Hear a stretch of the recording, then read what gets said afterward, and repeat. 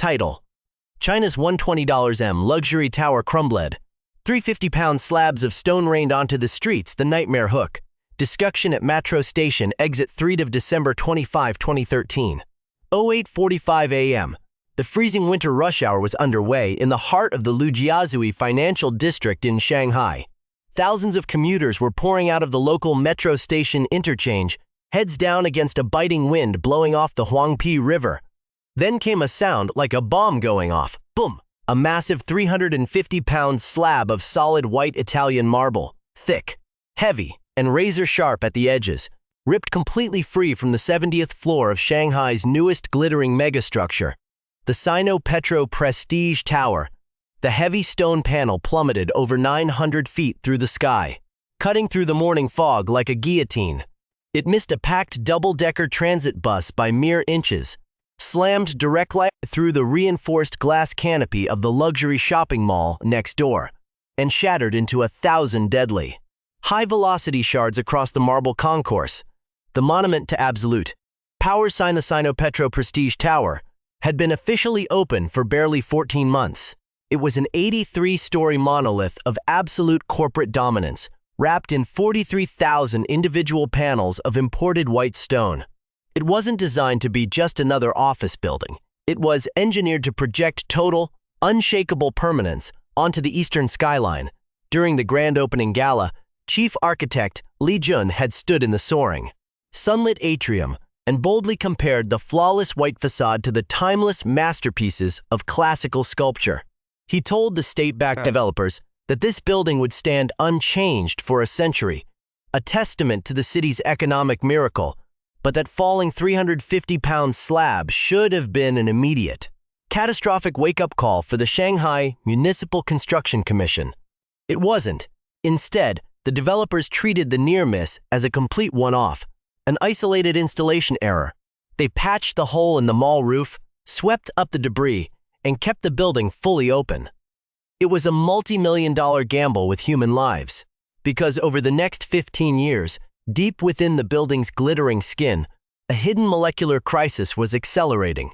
Nearly a third of those 43,000 stone panels were silently bowing, cracking, and preparing to rain down onto one of the densest financial districts on Earth, the race to the sky. To understand how this engineering disaster was baked into the very blueprint of the tower, you have to go back to the late 1990s and early 2000s. The absolute peak of China's mega high-rise construction boom. State-owned conglomerates and massive energy enterprises were locked in a fierce architectural arms race. From Shenzhen to Beijing, companies were competing to build ever taller, ever bolder headquarters as monuments to their own institutional influence. They didn't want another generic, off-the-shelf, steel and glass box. They wanted something that screamed raw power and structural weight. The executive board of the Sino-Petro Corporation wanted a landmark that would stand completely apart from the glass curtain walls dominating the Pudong skyline. They wanted a white monolith. Architect Li Jun gave them exactly what they asked for. His vision was radical. Clad in ultra-tall, 136-foot skyscraper entirely in pristine white marble imported straight from Europe. Li made a brilliant aesthetic argument, but more importantly, he made a compelling financial pitch to the board.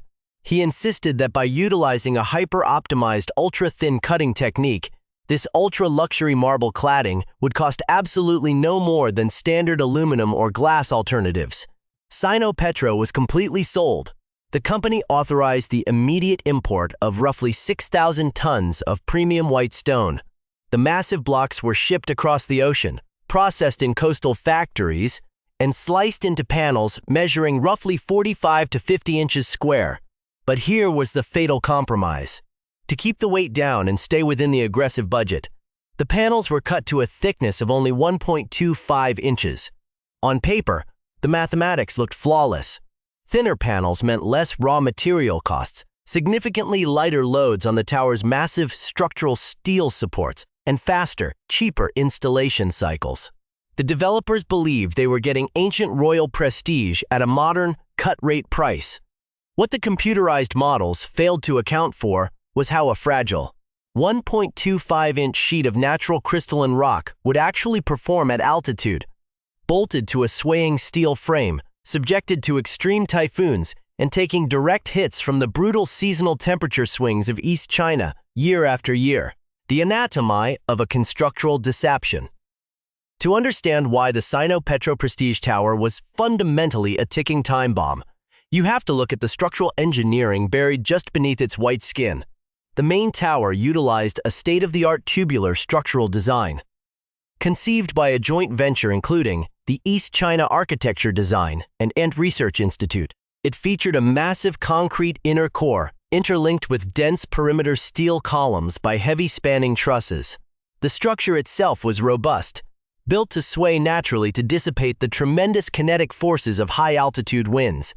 But the marble skin on the outside? That was a completely different story. Roughly 43,000 individual 1.25-inch panels were hung across the exterior frame using a heavy-duty mechanical anchor system. When the last panel was bolted down in late 2012, it officially became the tallest stone-clad skyscraper on the planet, towering 1,136 feet above the bustling Shanghai riverfront. From across the bund, it looked like a structural marvel, a blindingly white, seamless mountain of stone projecting absolute stability. But nobody had rigorously tested what happens when you take thousands of hyper-thin sheets of natural crystalline rock and bolt them onto an 83-story skyscraper in a region known for some of the most punishing seasonal climate fluctuations in East China, the science of shattering. Anisotropic expansion architect Li Jun's comparison to ancient monumental sculpture was aesthetically beautiful, but it ignored basic material science. Classical stone monuments survive because they are thick, solid, and often sheltered indoors. They do not face 48 consecutive hours of torrential typhoon rains, followed by blistering 100-degree summer heat waves. Shanghai's weather is notoriously brutal on external building envelopes. In the dead of winter, temperatures plummet toward sub-zero levels, accompanied by freezing sleet. In July and August, solar radiation bakes the dark city pavement and concrete facades, pushing surface temperatures on the tower well past 110 degrees Fahrenheit. Adding to this thermal torture are the intense wind pressures coming straight off the East China Sea, which hammer the upper floors with immense aerodynamic force. The imported white marble was composed almost entirely of pure calcite crystals, and calcite possesses a highly unusual, destructive physical property known to materials engineers as anisotropic thermal expansion. When a calcite crystal is heated, it does not expand uniformly. It expands along one directional axis while simultaneously contracting along another. In thick blocks of solid stone, there is more than enough mass and internal volume to absorb, distribute, and cushion these microscopic conflicting forces without causing macroscopic structural failure. But in a panel cut down to just 1.25 inches thick, there is absolutely no buffer. Whenever the intense morning sun beat directly down on the south and west facades of the Sino-Petro Prestige Tower, the outer face of the stone expanded rapidly. Meanwhile, the shaded back of the panel, resting against the cooler interior structural frame, resisted that movement. The two faces of a single 1.25-inch slab were physically trying to tear themselves apart in opposite directions. Instead of springing completely flat when the sun went down and the air cooled, the stone suffered from a phenomenon known as thermal hysteresis. Thermal hysteresis, a permanent residual deformation where a material fails to return to its original shape after undergoing a heating and cooling cycle. With every single sunrise and sunset, the panels bowed outward a fraction of a millimeter more. Repeat this process hundreds of times a year, across winter freezes and summer heat waves, and the stone permanently warps. The structural skin of the tower was literally bending itself to pieces, thus secret inspections and critical data by the mid-2010s. You didn't need to be a senior structural engineer with the China Academy of Building Research to notice that something was profoundly wrong with the tower's exterior. If you stood at the base of the building on a bright afternoon and looked upward along the vertical column lines of the south facade, the building looked distorted. Panels that were supposed to be perfectly flush and straight were visibly bulging outward like sails, catching the wind. Many had developed deep, jagged hairline fractures, splitting straight through their mechanical anchor points. The Shanghai Municipal Bureau of Housing and Urban Rural Development quietly ordered an immediate, comprehensive engineering audit. The developers brought in a top-tier forensic engineering squad from the Tongji University Structural Failure Analysis Center to conduct an emergency condition assessment. The inspectors spent months hanging from high-altitude window washing cradles, using digital calipers and ultrasonic sensors to map the degradation of all 43,000 panels. When the final spreadsheet data landed on the developers' desks, it triggered absolute panic in the boardroom. The metrics were horrifying. Total facade distortion. Over 30% of the 43,000 panels, roughly 13,000 individual slabs of stone, had permanently deflected outward by more than half an inch. Extreme failures. In high-velocity wind zones near the top of the 83-story structure, some panels had bowed outward by an incredible 1.5 inches, tearing away from their hidden locking pins. Loss of structural integrity. Laboratory stress testing on dozens of removed sample panels confirmed that the marble had already lost an estimated 40% of its original flexural design strength due to the microfracturing of the calcite crystal lattice. The forensic engineers ran advanced three-dimensional computer simulations and localized wind tunnel testing. Their models revealed that due to the micro-turbulences created by neighboring skyscrapers in the changing Lujiazui skyline, the upper stories of the tower were experiencing localized wind loads nearly 20% higher than what the original municipal building codes from the early 2000s had anticipated. The final conclusion was completely unavoidable. The imported stone skin was getting weaker with every passing season, while the high-altitude wind forces trying to rip it off were getting stronger. The mechanical anchors were holding on to failing, brittle chalk. It wasn't a question of if more 350-pound slabs would rain down onto the crowded metro exits below. It was a question of exactly which afternoon it would happen. The skyline of vulnerability. A wider crisis, the terrifying reality unfolding within the facade of the Sino-Petro Prestige Tower, was not happening in a vacuum. To fully comprehend the sheer terror gripping the engineers at the Tongji University Structural Failure Analysis Center, you have to look across the wider horizon of China's mega cities. The structural crisis on the Huangpi River was the opening chapter of a systemic reckoning across the country's ultra-high-rise construction landscape. For 2 decades, China's Tier 1 cities had raced to rewrite the record books.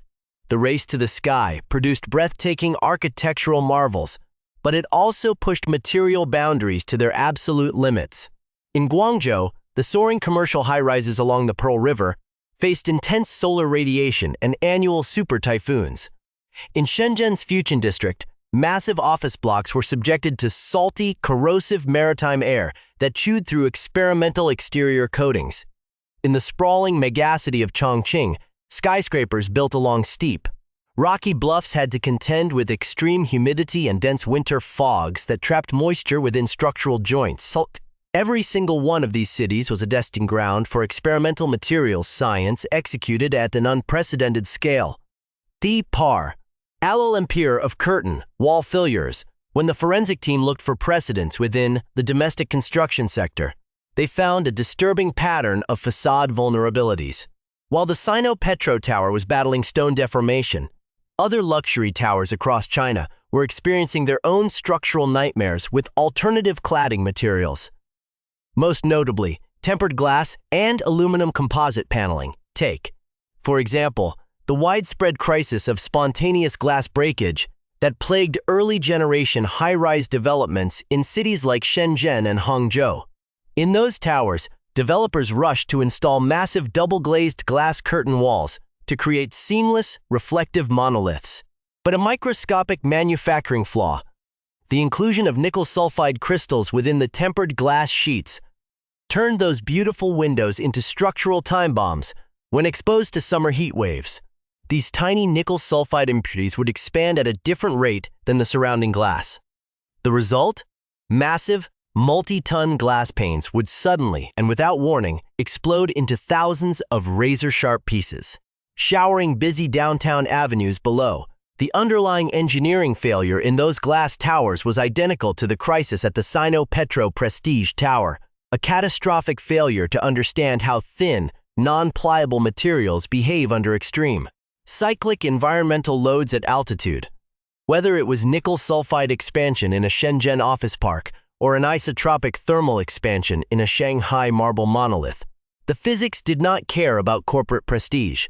When you bolt an unyielding, brittle material to a flexible steel skeleton that sways several feet in high-altitude winds, the laws of structural mechanics dictate that something has to give.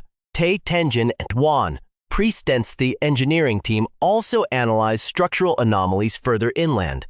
In the northern port city of Tianjin, massive commercial developments built on reclaimed coastal soil had to navigate severe winter freeze-thaw actions alongside soil settlement issues that put asymmetric stress on exterior building skins. If a tower leans even a fraction of a millimeter due to differential foundation settlement, the structural anchors holding the exterior facade are suddenly subjected to severe, unintended shear forces. In Wuhan, a major transportation hub bisected by the Yangtze River, high-density commercial blocks faced a brutal microclimate known colloquially as one of the furnaces of China, due to its oppressive summer heat. Structural engineers documented multiple instances where large decorative elements on high-rise residential projects began to warp and spall due to poorly calculated thermal movement. But none of those localized incidents matched the sheer scale of the nightmare facing the owners of the Sino-Petro Prestige Tower. In those other cases, a failed glass pane or a cracked decorative molding could be replaced individually during routine maintenance. But at Sino-Petro, the failure wasn't localized to a bad batch of materials or a careless installation crew. The failure was systemic. The entire 43,000 panel skin was composed of the exact same 1.25-inch European marble. Every single square inch of the tower's gleaming white exterior was undergoing the exact same irreversible molecular degradation. The lab data proved that the stone was rotting from the inside out, losing its structural capacity to resist the terrifying negative wind pressures, the suction forces, that pull at the leeward side of a skyscraper during a storm. The covariance, nightmare worse, still was the discovery by the China Academy of Building. Research that the building's design had slipped through a critical regulatory blind spot during the design rush of the late 2000s. Traditional national design standards were highly optimized for reinforced concrete and standard aluminum and glass curtain walls, which dominate the local landscape.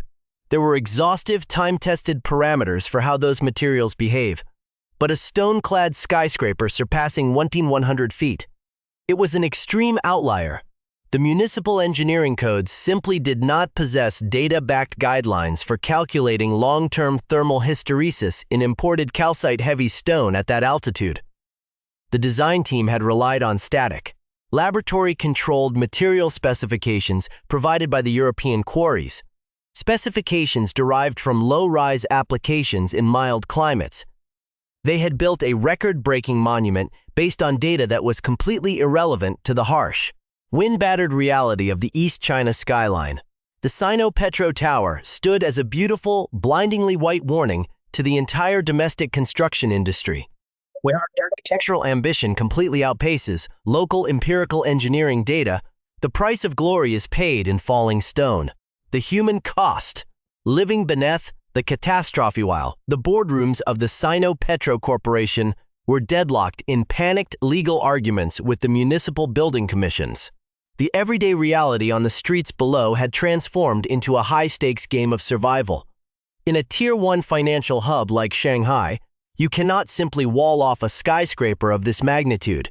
The base of the Sino-Petro Prestige Tower was deeply integrated into the vital fabric of the district, wrapped around luxury retail complexes, high-end office entrances, and critical transit nodes. If you are finding this deep dive into structural mechanics fascinating, don't forget to subscribe. We deconstruct the world's most expensive engineering failures and the hidden physics behind them every single week. To get a true sense of the panic, you have to talk to the people who walked these corridors every day. Shanghai, a senior financial analyst working for an international investment bank on the 45th floor, vividly remembers the atmosphere inside the tower during the stormy autumn of 2016. "We all knew something was wrong," Shang recalled years later. "On high wind days, when the typhoons blew in off the East China Sea, you could actually hear the building breathing. But it wasn't just the normal creaking of the steel frame. If you stood near the perimeter offices, you could hear this deep, metallic popping sound coming from behind the interior drywall. It sounded like rivets snapping under immense pressure. We found out later it was the steel anchoring hooks being bent out of shape by the warping stone outside. But the danger wasn't just an abstract sound behind the wall. For the thousands of pedestrians crossing the surrounding plaza along the high-traffic corridor of Century Boulevard, the danger was physical, immediate, and terrifyingly random. The cradle of panic. The 2017 Randolph Street crisis, initial 2013 metro exit disaster, had been successfully contained as a public relations issue, but by the summer of 2017, the physics of thermal hysteresis had advanced to a point where containment was no longer possible. On a scorching afternoon in mid-August, with surface temperatures on the tower's west facade hitting a blistering 114 degrees Fahrenheit, a luxury German sedan was idling near the drop-off lane of the main hotel complex adjacent to the tower. Without warning, a 1.25-inch marble panel from the 58th floor completely delaminated from its upper anchor pins. The 350-pound stone sheet slid out of its track, flipped horizontally in midair, and went into a terrifying freefall. As it sliced through the air, the wind forces ripped the panel into 3 distinct chunks. The largest piece slammed directly into the roof of the parked sedan, crushing the vehicle's cabin flat to the seat cushions within a fraction of a second. By sheer miracles of timing, the driver had stepped out to open the trunk just 5 seconds prior. The remaining stone fragments shattered across the concrete sidewalk, sending razor-sharp rock shrapnel ripping through nearby store awnings and injuring multiple pedestrians who were showered with flying debris. The immediate aftermath was pure chaos. Within 20 minutes, emergency response vehicles and representatives from the local fire rescue division and the Municipal Housing Bureau flooded the scene. The plaza was cordoned off with heavy security barriers. For the first time, the true scale of the structural crisis was laid bare to the public. This wasn't a single defective panel or a loose bolt. This was a massive 1,136-foot-tall vertical mountain of structural stone that was actively shedding its skin onto one of the densest financial corridors in the country, the Traction Salusal. Propping up a patient local government issued an ultimatum to the Sino-Petro Corporation: either secure the facade immediately or face an unprecedented mandatory closure and total evacuation of all 83 stories of the landmark tower. A full evacuation would mean breaking billions of yuan in corporate leases, displacing Fortune 500 tenants, and creating a permanent visual scar of failure in the center of the skyline, desperate to avoid a total operational shutdown. The developers executed a bizarre, highly visible emergency triage operation.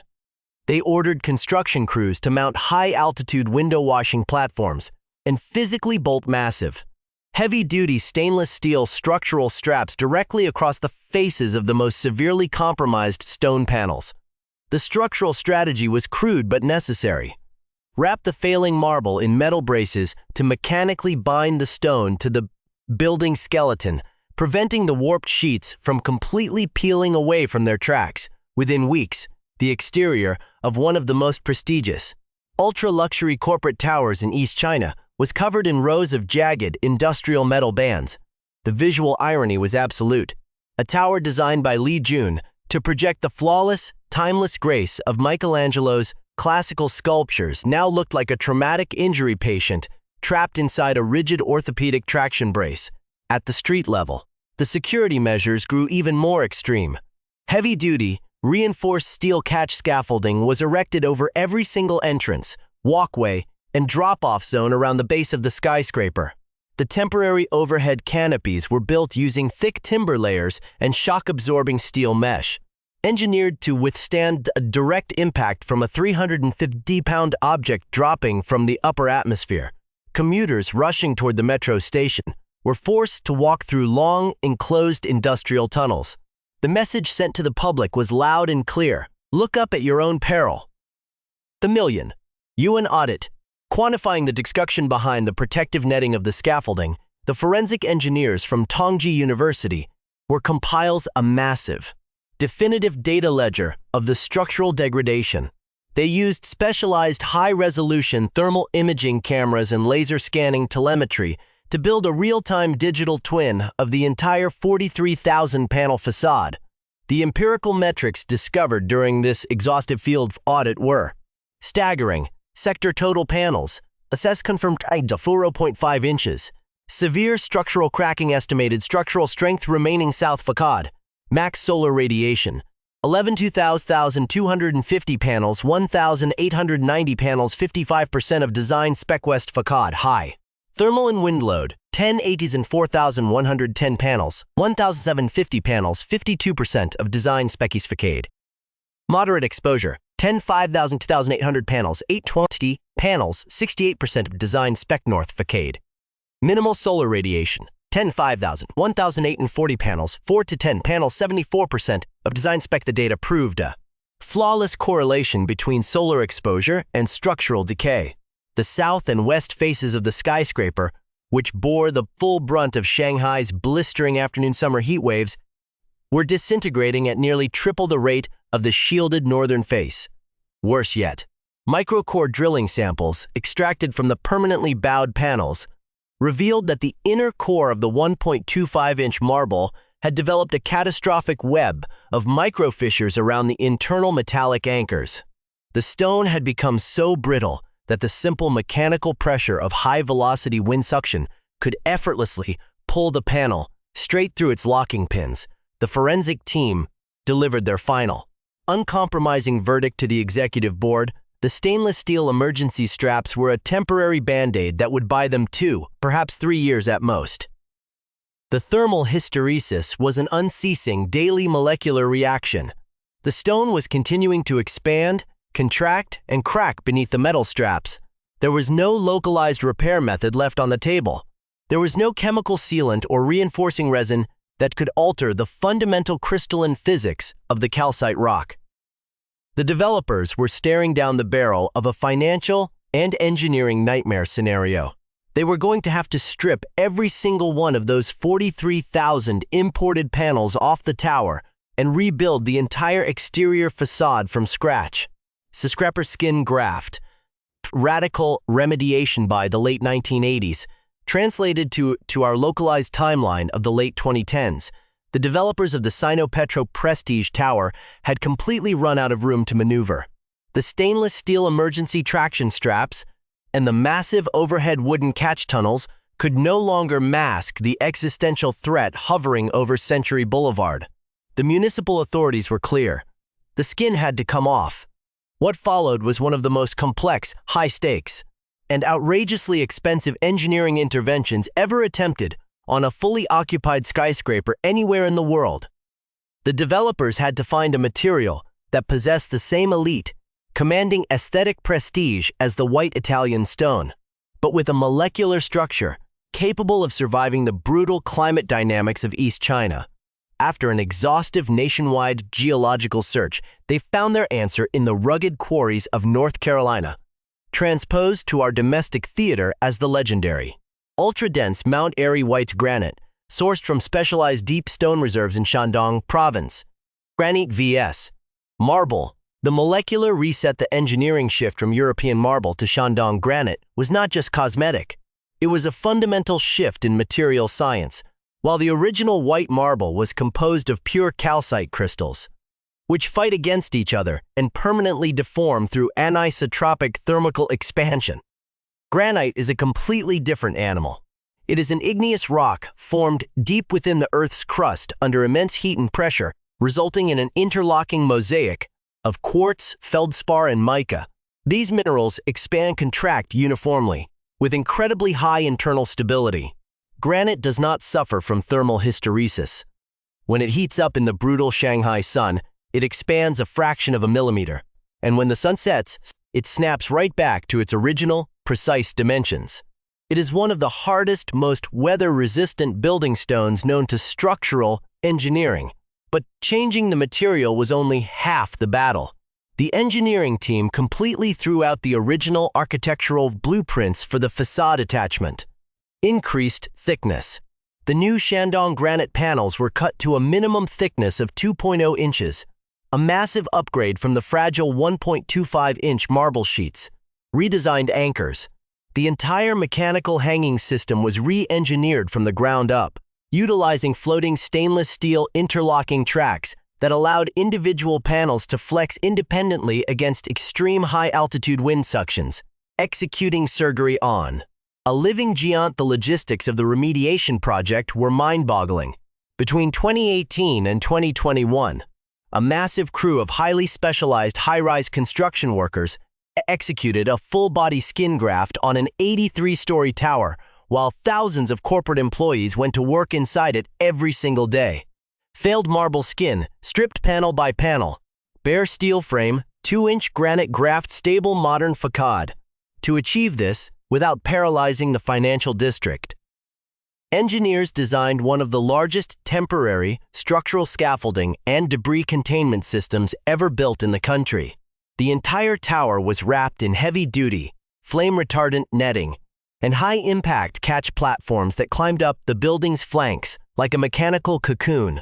The work had to be planned with absolute precision around the regional climate seasons. During the freezing, wind-battered winter months, workers could only operate during narrow daylight windows due to the extreme danger of high-altitude icing on the scaffolding tracks. During the summer typhoon season, work had to be halted entirely whenever the Meteorological Bureau issued high wind alerts, requiring the crews to mechanically lock down every unbolted panel and secure the bare, exposed sections of the structural steel frame. The financial toll of this operation was staggering. The original construction of the Sino-Petro Prestige Tower in the late 2000s had cost approximately $120 million USD, nearly 800 million yuan. The radical 3-year granite recladding project alone swallowed an estimated $60 million to $80 million USD. The developers were notoriously secretive about the final bill. A clear sign of just how deeply uncomfortable they were explaining a remediation cost that surpassed half the price of the entire original skyscraper to their corporate stakeholders. TAEG, Graveyard of Architectural Ambition. So, what happens to 43,000 panels of structurally failed white European marble once they are stripped off the side of an 83-story tower? The ultimate fate of that 6,000 tons of premium stone is a masterclass in architectural irony. About 2/3 of the warped, cracked marble was loaded into heavy dump trucks and hauled away to a massive petrochemical refinery complex in the industrial zone of Jinshan, south of the city.